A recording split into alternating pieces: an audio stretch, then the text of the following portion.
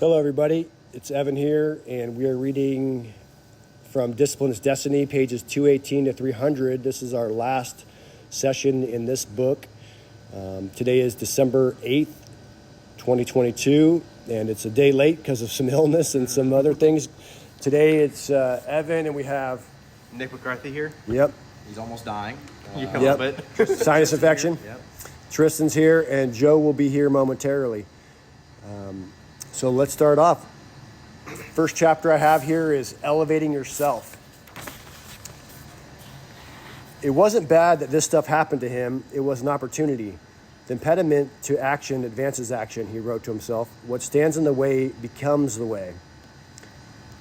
Because that's what great leaders do. They do the right thing, especially when it costs them. And amid plenty, amid intrigue, Marcus was kept by this beautiful motto, unrestrained moderation. And then the last one here is, in a sense, that's what temperance is, self-sufficiency, purpose, clarity, and power. Anything come up with that? I like the obstacle. Like the obstacle is an opportunity. Like because I learned that when I was going through a really difficult time. Because it's really easy to like victimize yourself. You know, like, oh, why is this happening to me? Like, I don't deserve this. But it's like, if you have like a troubling trial come your way, that shows that like you are worth it enough to get through it. You know, like because it used to be for me, like if a trial came up, I'm like, oh, why is this happening to me? But now, like, dude, something can happen. Like when I like tore my pec, I remember immediately thinking, I'm so glad this happened to me because now I get to get better from this. And like that happens to me with anything that happens in life. It's like I almost feel kind of bad for it sometimes. I'm like, am I thinking about this in a weird way? But like it's like so ingrained in me at this point. It's like anything bad that happens, like I just had to get thousands of dollars to repair my car. And I was like, well, now I guess I have an opportunity to save more money. You know, I need to save more money now for that. Like I literally did not care about it at all. But there's also a level of temperance to that, 'cause if I don't care enough about it, then like it can be negative for me. Yeah. You know. So that's one thing that really resonates with me, and I try to get that in my students. Is like every obstacle that you find, you have to be grateful for it, because like this is a test for you, and like if you know you're going to pass a test, you're always going to pass it. It's not a test you have to study for. Yeah. You know. And growth. You always grow from obstacles. Yep. Because it expands who you're being and how you need to show up to that. Yep. Mm-hmm. I agree with that. I think I'm kind of like Tristan, that I take I take it more as a challenge. Like, I can do this. There's this wall in my way. I can climb it. Mm-hmm. And I think it kind of helps push forward kind of your I am statements. Mm-hmm. Like, I am this, so to be this, I need to overcome this obstacle. Mm-hmm. And once I overcome this obstacle, that I am statement is just that much more real for me, for you, or for either of you guys. Yeah. And I feel like it helps push forward as you're mentioning, your goals.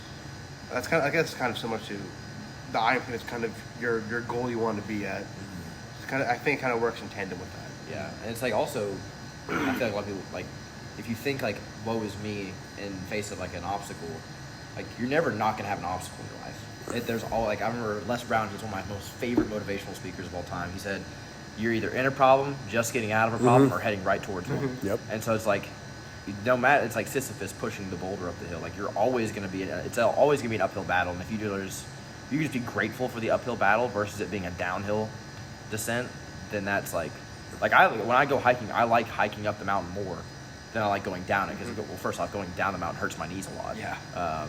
And my lower back. But going up the mountain, it makes me feel stronger. You know, I feel like I'm really overcoming something, you know. I think one of the very big connections to jiu-jitsu with this statement here is, what do you hear every black belt say? Something is always injured on my body. Yep. I've never met a black belt that doesn't say that. Everyone, honestly, after a certain point, they're like, yeah, I'm perpetually injured. It's just something different every week. Yep. And that is an obstacle. Mm-hmm. It can be an obstacle of saying, hey, should I just stop coming till I get better? Yep. But the thing is, you're never 100% better, so you'll never come back. Yep. Like my dad's told me that several times. He's like, yeah, I was injured, but if I didn't go, I would never come back because I'm always injured. Yep. I tell my kids that all the time. It's like, have you ever met?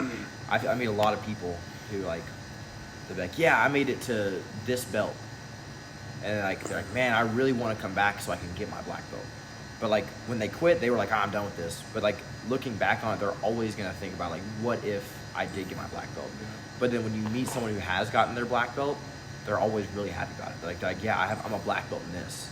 And then like, but when you meet someone who like quit because like a trial or tribulation came through, and there are valid reasons to quit. Like if there's a family emergency, if there's something that happens, like there are valid reasons to quit. Real and that's injuries. that's why I respect people who always come back. You know, like there's a guy, Carlos in the 6 a.m. He started training when I was a white belt, and I hadn't seen him since then.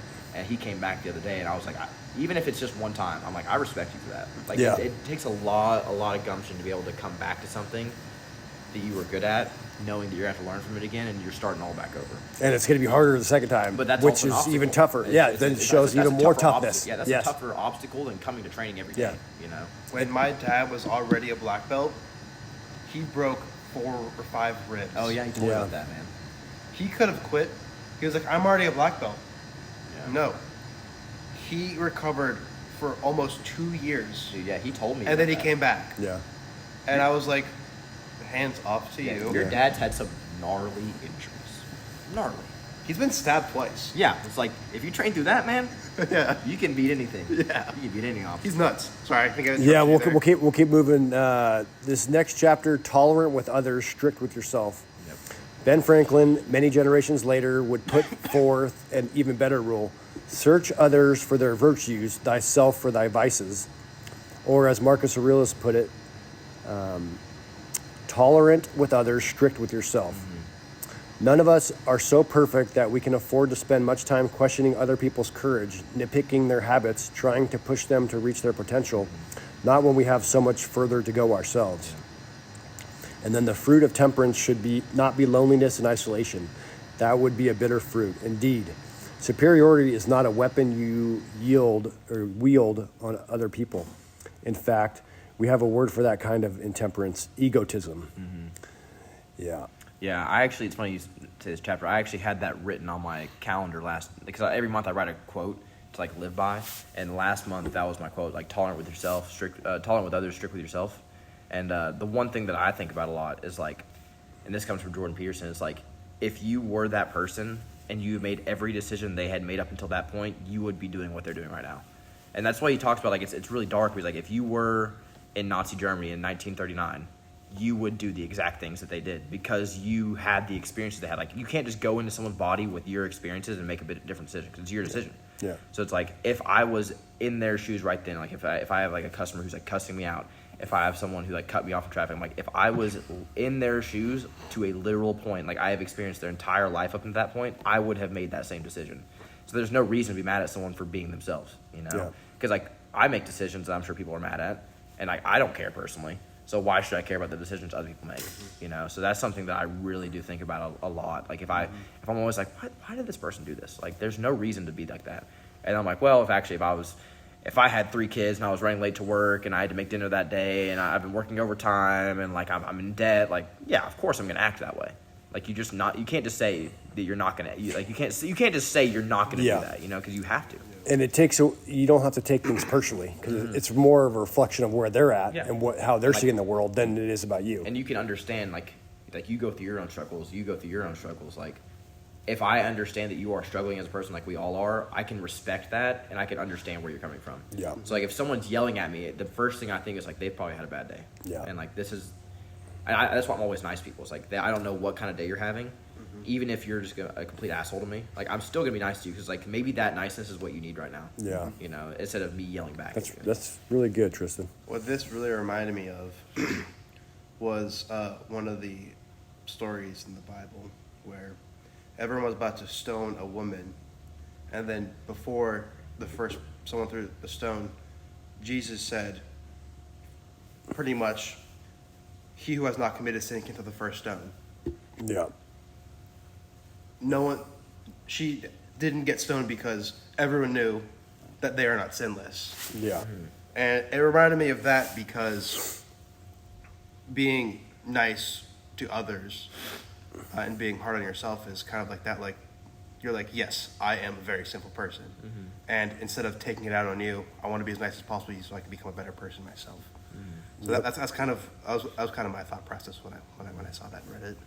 Yeah, no, it's don't throw stones in a glass house, and we all have, the things that we have judgments on other people is stuff that we're working on ourselves. Oftentimes, things that we're afraid to work on or we're ignoring. Yeah. This one's make others better. That's the power of discipline. It makes you better, and then better still because of the positive effect it has on the world around you.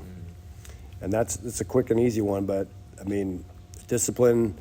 Being an example of discipline helps other people, and not perfectionism, but just being disciplined in who you are and how you're standing up for and how you're showing up. Mm-hmm. I think that's something I tell my kids a lot. It's like the 3 ways that you lead. It's by example, by example, and by example. Mm-hmm. Like I can tell the kids all they want, like, hey, you need to act this way, you need to act this way. But if I'm acting that way, and if I'm not acting that way, they're not going to do it. Mm-hmm. It's like parents who are like, you need to eat healthy, you need to exercise, and they don't do it. Yeah. Like you are an example. Like your kids are watching you and they're listening to you too. So whatever words you say and whatever actions you do, they are directly going to model that. I'm sure you know that. Oh, absolutely. If I'm sure you're very careful with your words and very careful with your actions because you know that you're a model for behavior. Yeah. Right. And like I think that one of my main goals next year is like to have the kids understand like the reason you want to act with like respect and courtesy and all the principles isn't just for yourself, but it's for everyone else. And in order to do that, you have to be able to love other people. Because if you don't love other people, then you're not going to be able to lead by example. Yeah. You're just going to be bitter all the time. Yeah. Your neighbor like yourself. Yeah, exactly. If you can't love yourself, you can't love anyone else. Yeah. That's further on down the chapter. Is loving yourself. Okay. I think this make others better is the embodiment of jiu-jitsu. Yeah. Like quite literally, you get better, your partner gets better. When your partner gets better, you're forced to get better to contend with them, and that's just an upward spiral. That's I feel like that's quite literally the embodiment of jiu-jitsu is if you make yourself better and make your partners better, you will get better. Yeah, you'll have to get better. That's why I always teach the techniques that I'm doing to people. Yeah. Even though I hate it. I hate teaching. They're like, what did you do to this? I was like, I did this. Now you're going to know how to defend it, so I have to get better. And it's like... well, that's a feeling we have, a thought we have, and then really what it is, the truth of it, as you know, because when you teach someone, it just makes you that much better. Mm-hmm. It's not like, and it's not like this zero sum, like, I'm going to get better to your cost, or you're not going to get... It's just like we're all getting better at the same time. And I'm actually getting more increased knowledge by having to teach it. Yep. Mm-hmm. That's the huge thing. Is like when you have to teach it, small details come in. Yeah. Huge. There's a guy that trains. His name's Mikey Musumeci. He's like the one of the. Gordon Ryan said he's probably one of the most technical people in the world besides himself. And he said that the way he trains is he gathers up a bunch of blue and purple belts who are around his weight, and he teaches them all the counters to what he does. And he'll just train with them over and over. And when he figures out the counter to their counter, he'll teach them a different thing. He basically teaches people how to beat him. So that way, when he trains with them, cool. he has to overcome it. And that's why he's the best in the world. Wow. Because you have people like who don't do that. They're like, "Hey, what'd you do there?" It's like, "Don't worry about it." Or like they'll tell you something and like they'll kind of skirt by it, But he's like, "Hey, this is how you beat me, and I want you to try to beat me." And like that takes a lot of like not having an willpower. ego. Yeah, willpower, not having an ego. This chapter is grace under pressure. A real man doesn't give way to rage or panic. He reminded himself, willing himself to be like Antonius. Such a person has strength, courage, and endurance, he would say, unlike the angry and complaining. It doesn't matter what you bear, Seneca would say. It matters how you bear it. Mm-hmm. The truly great bear it with grace, poise, courage, and discipline. And that's, the obstacle. How if you're complaining all the time and you're, woe is me, look at me, I'm doing all this hard work, or you're like, hey man, this is an opportunity. Like, look at me, I'm gonna just show up and do what I gotta do. Yeah. It's like there's a level of respect and or discipline and or it just creates good energy that way. Yeah, one thing I think about a lot with the complaining, it's like I think back to like my senior trip. I did a 230 mile hike, the John Muir Trail in California. I hiked the John Muir Trail with my dad. Do you know? Mm-hmm. Yeah. Most beautiful trail I've ever seen. But the entire time I was in my angsty teenager phase. Mm-hmm. So I was just like trying to find an excuse for everything. I'm like, God, there's no internet, there's no good food. My phone died. And I would just get mad about everything. Like I would complain a lot in my head. I wouldn't complain to my dad because I didn't want him to feel bad. Yeah. And I remember on the last day of the hike, I was so mad we weren't at the campsite at the right time that I slammed my hiking pole into the ground really angry, and it bent it on the last day because I was really angry because I was complaining to myself the entire time. I'm like, man, my feet hurt. I'm tired of carrying this heavy ass bag on my back. I just want to be home. And then like looking back on it, I don't even remember what I was complaining about. Like I only remember the good views that I had and the quality time that I had with my dad. Yeah. And so it's like when you complain about things right now, it takes away from the experience you have right now. Because I really don't remember anything I complained about last year even. Yeah. But like I remember all the good times. Like you never remember any. Like if I personally, I never remember any of the bad times. Yeah. Like unless it was like a completely awful time. Yeah. But even then, I remember the good times that are out of that.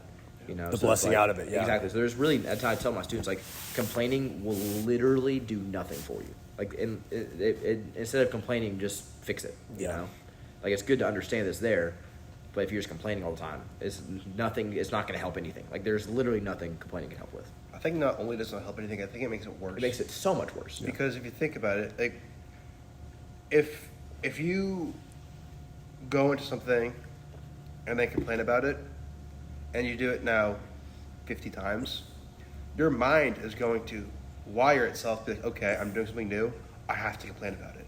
You will be wired to be negative about everything, and that's an awful way to live. Yeah. That's so sad and negative. Yeah. I would never want to live like that. I will say this: the only thing I complain about is being tired. That's I the only thing I ever complain. I'm like, oh, I'm so tired, but I'm See, here. You know. What I do for myself when it comes to stuff like this is I give myself 5 minutes to be as pissed off as I want. You have that poopy pants time. Yeah, and in that 5 minutes, I can say whatever I want. I can be as pissed off as I want. I can be as mad as I want. But after that 5 minutes is over, I'm like, okay, what can I do to fix it now? Yeah. And it honestly feels really good just getting everything out. I do that a lot after competitions if I lose. It feels really good getting everything out. But then you just have to make sure at that 5 minute mark, you stop. Yeah. And go forward. Mm-hmm. Yeah, I don't give myself 5 minutes. I give myself an entire day sometimes. I'm going to do a couple chapters at a time here. Okay, let's go for it. This is carry the load for others, and this is being the boss is a job. Mm-hmm. Being a leader is something you earn. You get elevated to that plane by your self-discipline. And this one is what we were talking about before. Be kind to yourself. Nobody likes tyranny. Why would you want to be a tyrant to yourself? Mm-hmm. After a lifetime of studying philosophy, this is ultimately how Seneca came to judge his own growth. What progress have I made, he wrote? I have begun to be a friend to myself. Mm-hmm. And it is an act of self-discipline to be kind to the self, to be a good friend. Mm-hmm. I think that's probably the hardest thing you could do, being a friend to yourself. Personally, like for me, like I feel like the hardest thing that I've had to challenge myself with this year is like loving myself as if, like Jordan Peterson's, I think it's rule number 2 in his first 12 rules of life. It's treat yourself as if you're someone responsible for helping. And it's like, he said that people will, if they have a dog or a cat, if the dog has a sickness, they'll give its prescription every single day. But if that same person has a mental illness or like they need to take an antibiotic, they won't take it every day because they're more apt to take care of someone outside of themselves than they are themselves. And so like sometimes I have to actually like we were talking about, view yourself from like a third person point of view and be like, oh, I need to help out Tristan today. Like he needs some help, so I'm gonna make him some food. Yeah. Make him some food. Sometimes I just don't want to eat. I'm like, nah, Tristan needs to eat. I've done that several times where I just skip meals and it's been turned out bad. Yeah, exactly. And so I think being kind to yourself, because it's so easy to be mean to yourself in today's world, you know, like you're seeing everything else, like you're talking about, like I'm being lazy, I'm not working hard enough. And it's like, in theory, those are virtuous things to say, but if they tear you down so much that you don't even get any work done, you're like, okay, I guess I'm just lazy now. I'm just gonna be lazy, you know, then that's not conducive. So I feel like people don't give themselves enough credit. And that's like something that I'm really trying to work on is like taking credit where credit is due and taking compliments and things like that. And we all need that reminder. It's really easy to be critical of ourselves and then even be critical about how other people are critical of themselves. I notice that when my kids will say something bad about themselves, I'll be like, Addie, don't be mean to my daughter like that. Like saying it in that way is not. It's such a good way to word it. It's because she just is able to understand. Like, no, you shouldn't talk to someone I like wish that. someone had told me that when I was a kid. Yeah. Like, don't talk to what you are to that person. Yeah. And because you've done that to me before. Like, you said, like, don't talk about my friend like that. I'm like, damn. I'm talking about his friend like that. Why am I saying that? Like a trust to that person. I'm an asshole right now. Like, it really does, like, put it into perspective, like, what you're saying. Oh my goodness. You know? Yeah. So I really like that way of thinking. I'm going to start using that. I don't know if this is kind of how I think about it is that at the very fundamental level, if you can't being nice to yourself, you're not being nice to others for the right reason. Yep. Like, if you are constantly pushing yourself down, you're usually only being nice to other people to make yourself feel better. Yep. Even if you're not thinking that consciously, that is what's happening. Yep. So your kindness is out of selfishness instead of true kindness. Yep. And when you're kind to yourself, you are a much happier person. And then when you help, you're helping for the sake of giving help instead of for the sake of making yourself feel better. So that's kind of how I see that. Yeah, it's if people could hear what our thoughts were, I mean, our own self-critics are meaner than anyone will ever be to us from the outside is my understanding of how I've dealt with it. And so meeting that self-critic with compassion and not being angry at it and just saying, creating who you really want to be out of that, apologizing to yourself for having that thought and knowing that the truth is something else. And that's worked for me. And because you don't want to combat that. It's not a force you want to go to war with. It's a force that you want to give a hug to. Yeah. Because it's doing it for a reason. And so that's the way I've dealt with it. The power of giving power away. And Plato said that the best leaders didn't want power. In truth, it's that they didn't need it. Because they have conquered their appetites and their ego, they are stronger, more independent, less corruptible, calmer, kinder, more focused on what matters. And then this is turn the other cheek. It might be possible to punch a person who is that compassionate, but it's impossible to beat them. And this was Martin Luther King here. But if we can do it, if we can keep showing up, keep giving, and keep striving to live up to those impossible high standards, well, according to Martin Luther King, we reached the mountaintop.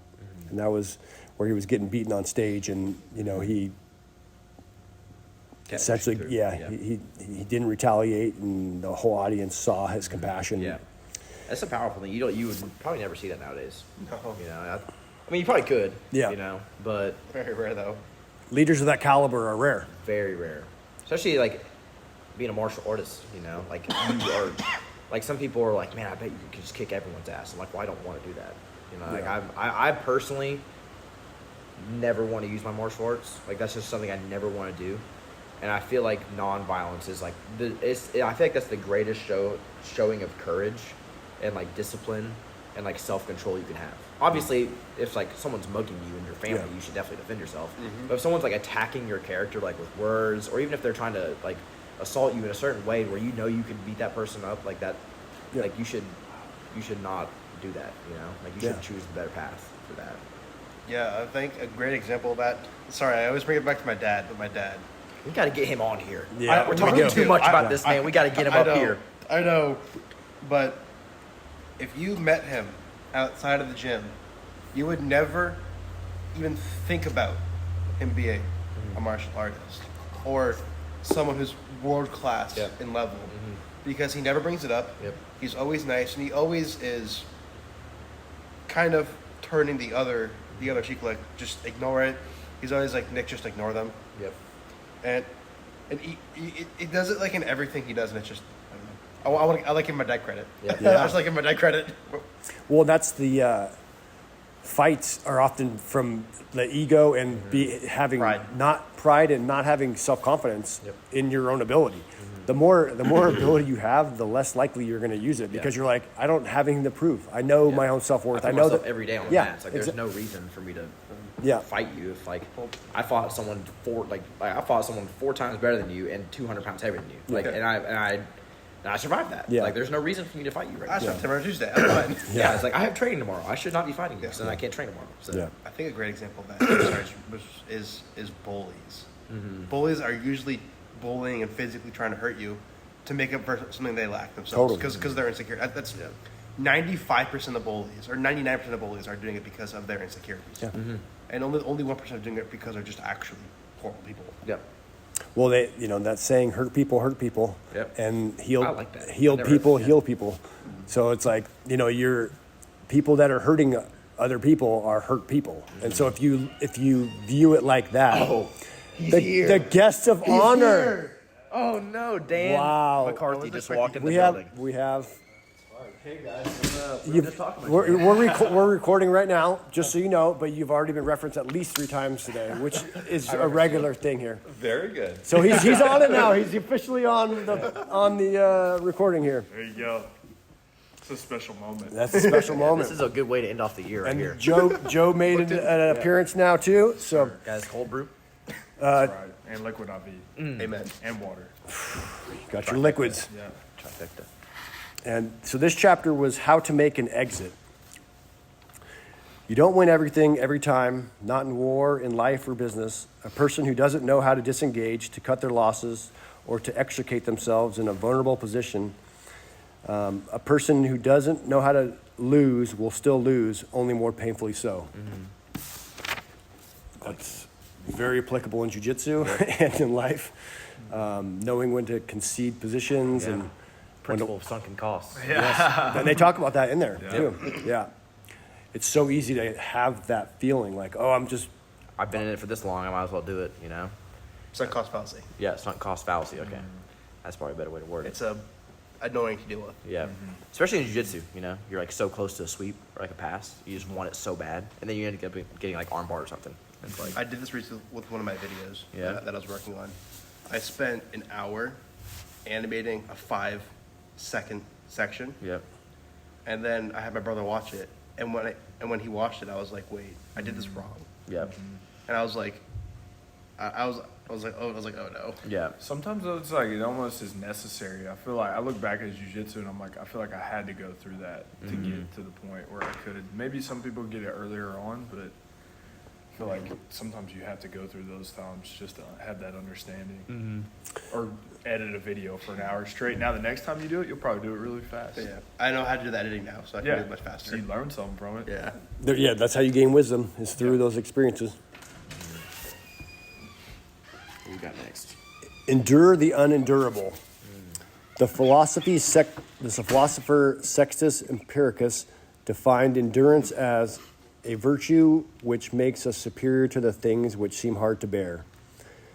And then, still as Maya Angelou wrote, still they rose. They proved themselves greater than the adversity that befell them. They kept going. And be best. This is my favorite chapter of the entire book right here. I Self feel like I've heard you say that before, though. Dude. Okay, listen, I got a lot of favorite things. Yeah. I had a student call me out. He's like, "Is every technique your favorite technique?" And I was like, "Yes." Hey, but I love the right enthusiasm, in that man. moment it is. I'm like, dude, and I like love you the can honestly say that. That's Yeah. true. That's true. So be best. Self-discipline has never been about punishment or deprivation. It's about becoming the best that you are capable of becoming.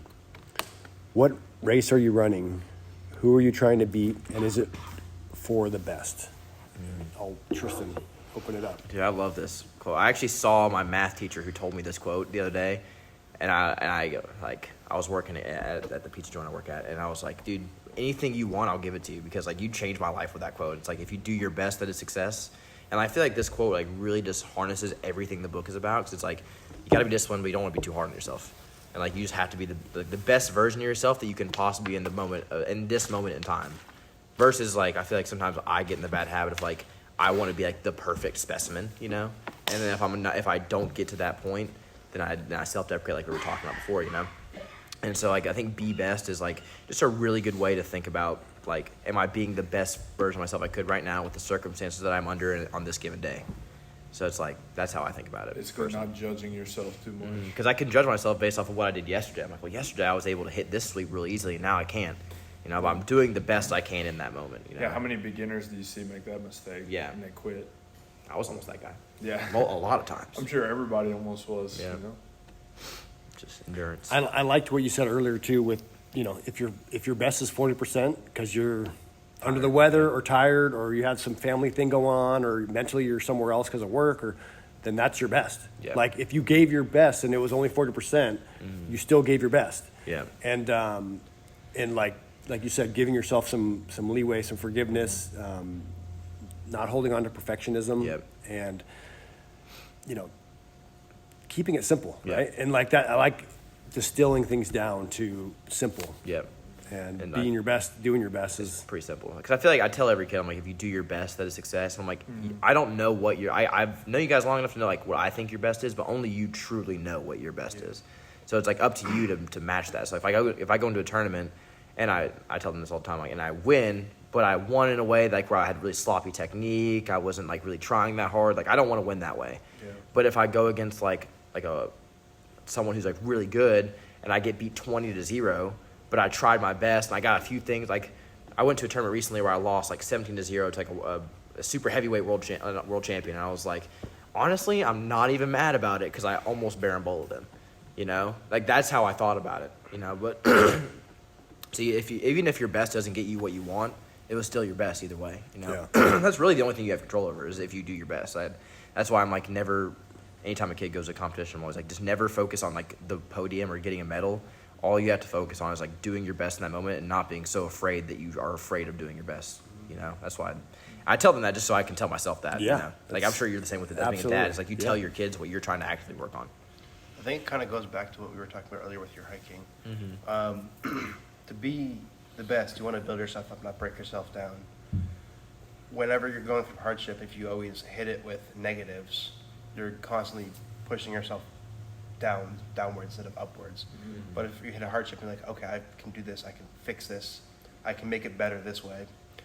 You are able to become a better person because you are keeping the negatives in a positive light, not the negatives in a negative light. So it becomes super negative versus, neutral or positive, depending on how hard you can make the positive. Yep. perfect. Flexibility is strength. Of course, some things like our principles cannot change, but everything else, we have to be strong enough to adjust and adapt, lest we end up angry, bitter, and impossible to work with. We must cultivate the capacity for change, for flexibility and adaptability, continuously, constantly, changing the little things day to day, as the Queen did, to preserve and protect the big things. I think Joe's probably the best person I've seen to this because like whenever someone tells you about a technique, no matter what rank they are, you're always going to listen to them. And like I come from like a traditional martial arts background, like where you would never do that. Like if like a blue belt came up to a black belt, was like, I do it this way. The black belt would be like, no, like we're doing it this way because I do it this way. I feel like with you, it's like no matter who it is, you're always going to like find the underlying concept, and if it works, then you'll apply it. And if it doesn't work, then you'll tell them and you'll help them fix it. You know, and because you're really flexible when it comes. Like that's something that I'm working on. It's like I'm working on it right now with the business. Yeah, I'm trying to find what classes work at what times and how to market correctly and how to do this whole thing. And it's like I feel like I have to try things out and not be afraid to, and then know when to call it quits and adjust to the next thing. And that's a very challenging thing, but I like that challenge. Yeah, I feel like being flexible though like helps facilitate a lot of things. Like I just took my biology final 2 days ago and I made a 74, which is a pass for me. That's a passing grade. There it is. I celebrated. But like I was studying about enzymes, and like enzymes help facilitate different metabolic functions. So like without them, your body wouldn't be able to function the right way. And like what enzymes do is they're malleable, so they can flex and stretch around whatever they're trying to mold to, and that's what helps like push things further on. So I feel like life is like the exact same way. Like you need to be able to flex around things so you can get farther. Because if you're just really rigid, you're gonna be really fragile. If you're malleable, it's really easy to make it through like all those hardships. You know what I mean? It's the analogy of the oak tree and the palm tree in the storm, right? Like lots of trees that are solid like a rock. You give them, they're perfectly fine in the sunny weather, but you give them a little wind or a storm, guess who's staying? It's the palm tree that flexes all the way to the ground. Yeah. And they're, that's why their roots are so deep, and that's why they're, and so there's beauty in both of those, right? I mean, but it's also recognizing that you have to embody both of that, and when you can embody which one. Knowing when to be tense. So yeah. Like in jiu-jitsu, you see it a lot with like, people don't know when to be tense and when to be fluid, and it's truly a mastery to be able to do both at the same time. Yeah. It's crazy. That's one of the hardest things I've been trying to learn is like how to be. We talk about it all the time, like how to be tense but not tense at the same time. Yeah, and then there's probably a lot of energy like that in life too. It's like how to balance those two. Yeah. Tricky. The last 2 chapters here, Unchanged by Success. Success is the paradox Such is the paradox of success. Precisely when you think you've earned the right to relax, our discipline is exactly when we need it most. The payoff for all our efforts, so much more temptation, so many more distractions, so many more opportunities. It's at the height of our powers that we need the clearest mind. We can't be blinded by substance or a sense of superiority. And then this is the last chapter. Self-discipline is virtue. Virtue is self-discipline. What good will any virtue be if it exists only on paper? What's the point if you don't have the courage to live it, to stand alone with it? Yeah, I'm really going to dive into that first one you said, because we had John Carlo in, and Maddie asked him, she was like, what's your greatest accomplishment in life? And he said nothing. And he's like an ADCC champion. Now, it may have been because he was in the cold plunge, he just couldn't think. Very cold. Yeah, he's like, I don't know. But to me, I really thought about that for a while, because I was like, how could he possibly say nothing? Like, he achieved what everyone in the sport wants to do. And I feel like if you are too attached to that, like, I am an ADCC champion. Like, of course you should be proud that you did that. But if you're so attached to it, you're like, I'm better than everybody. Like, I can mess up anyone in the world. Well, then that's going to get to you. And I feel like, having an achievement's like one thing, but you shouldn't revolve your entire character around that achievement. You should be proud of it, but the achievement's not who you are. It's who you were. Like, who you were before the achievement and after the achievement should be the exact same. It should just be a nice medal that you can tell people about, a nice accomplishment. What I think with regard to, let's say the ADCC champion, right? Mm-hmm.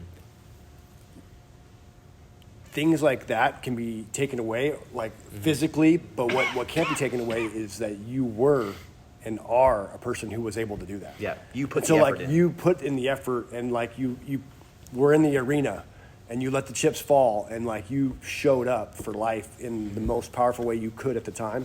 That's the thing that I can't take away. And having the knowledge and the wisdom and the experience of that experience and how you define that experience can never be taken away. Yeah. And that's why it's all about how you shift these outwardly, intrinsic values versus extrinsic, right? Mm-hmm. It's good to be motivated sometimes by extrinsic goals, like getting a medal or, being a champion, but also recognizing that those things aren't always what you achieve, and they can be taken away. Yeah, I was actually talking to someone about that yesterday. I was like, why do you train? And she was telling me it's just for the process, because I feel like sometimes I'm so focused on external things. I'm like, that's the motivation, like that. Because nowadays you hear about it, you need to make this much money, you need to achieve this, you need to achieve this, but it's really the achievement is a day-by-day process. And that's something that I really have been trying to change. And I feel like that's something that John Carlo, I felt like John Carlo was kind of doing that without talking about it. It's I won this 2 months ago, but that was 2 months ago. And now I'm still doing my job, I'm still doing this, but I'm not letting it affect me too much. I'm not getting too high, I'm not getting too low. Can I, with that situation, I just want to illustrate something really powerful. We have no idea what his intention was when he said that, but you decided, and this is a key factor about this book, about life, and about what my process of what I'm going through is you found value in what was said. Mm-hmm. You were the receiver of information, and you attributed value, and you made it mean something that was really important and impactful for you. Yeah, you could have just been cold as hell and just couldn't think. And but that's what I mean. That's how life is in general. You never know what really someone's true intention or what you might misread what they say or something happens, and we create our own reality about that. We create our stories about that, and so it's really important to that's why I really like this process of this book club and getting around folks that are looking into this kind of stuff, and because I'm creating value out of that this interaction and creating for my own self-reflection, and so I just appreciate you guys. Another thing that kind of based off of that, sorry. Yeah. But when I was, after the seminar with John Carlos, when we were sitting in the sauna, one of the things he said was, or one of the people in the sauna was so are you doing a lot more seminars now? And he said, no, I'm going to do one more, then I'm going to stop doing seminars. And he was and the person said, so why would you stop? You can make a whole bunch of money doing this. And he said, and John Carlos pretty much was saying, I can keep doing seminars, but the reason I'm doing the seminars is because I want ADC. And if I stop doing stuff like that, people won't care about me anymore to do these seminars. Mm-hmm. So he said, I'll do this last one, and then I want to just go back into getting into working as hard as I can, so I keep winning. And I thought that was a very good mindset because most people, I mean, just look at Hollywood actors.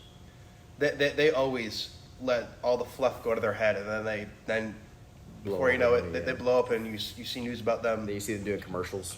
Commercial, That's but what- no shade on Shaq. You see them Shaq's doing the a guy. Shaq. whole bunch Shaq's of negative the one, things. dude. Yeah. Shaq is the And commercial. now they're all washed up C-grade actors because they wasted life away doing drugs and partying instead of continuing to build their acting skills or whatever it is. And now no one knows about them anymore. There's nothing more depressing than the 40-year-old man that's still talking about his high school, like championship that like for 20 years, it's like, so I mean that's cool, but like what are you doing with your life? Like what is it that you are doing now? Like what are Don't live you in the past. how are you continually showing up? Like if you're and he's 50 pounds or 100 pounds overweight and he's just miserable, like it's like how are we showing up, right? Yeah. Like daily, like continually being who we are, like you said, resetting every day. It's a new adventure. I think Joe Rogan said like when his kids are doing something and they want to quit doing it, like if they're doing a sport, he said the only reason you can quit is if you're going to do something harder. Wow. So he's like, if you're, That's pretty cool. so if he's like, Heard that. if you're going to quit doing softball, then start going to like, Engineering. yeah, start going, yeah, be a goddamn engineer. But like always choosing to do something that's harder. Like obviously there's a limit to that. You can't just keep going up and up and up and up and up. But like choosing like, cause like that happened to me as a kid. Like I was playing baseball, but I was like, you don't have to play baseball anymore.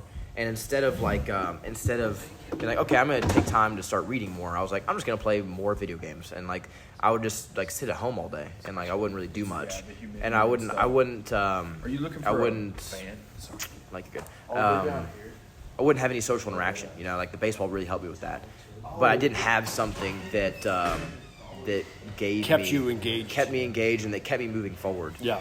So it's like for me, it's like I went from like one of the things I was doing before this is I was teaching full time as a martial arts instructor, and then I was like, I really want to train full time. And like in my head, I'm like, is this a more worthy pursuit, and is this harder to do? And it's not really harder; it's just a different level of hard.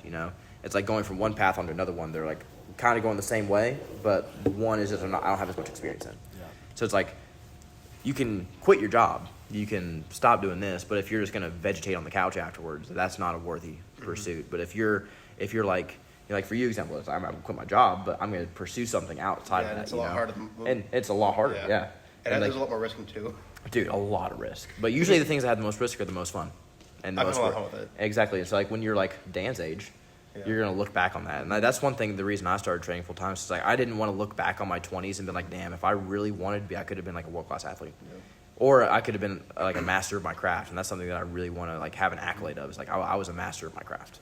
That's why I take a lot of pride in being a martial artist, and so versus just like being like, oh yeah, I stopped doing it just because it just got too hard. Like that's just something I don't want to tell my kids that if I do. definitely understand that because when I was working 5-6 hours a day, and only on weekdays. Yeah. But now, even though I'm doing not really getting money yet for what I'm doing for work, I'm working 8 or 9 hours a day, and not just that. Last Sunday, I was sitting down editing videos for 13 hours. Nice, that's the grind. But you know what? I had fun the entire time doing it. Yeah. Because I took it as I said, I take things as a challenge to overcome. When I hit those obstacles, like, if I can do all this in one day, wouldn't that be really, really freaking cool? And I was like, let's do this. But I passed out after the second one. I was like, I'm going to bed now. You're like, I'm done.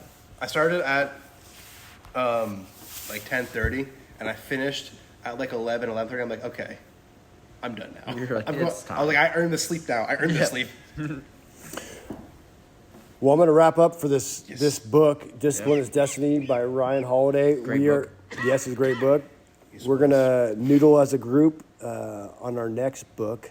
We have some ideas. Yep. And then we'll release that information. We're going to get to that coming up in the New Year's when we're going to go through the holidays and then start back up in January sometime. Yep. So if you're still listening, thank you, and hope you have a wonderful holiday season. Yeah. Blessings. Hopefully the rain's not getting to you guys because it's getting to me. So. It's gotten to me too. Yep. Physically. All right. Take care, everybody. See ya. Peace out, guys.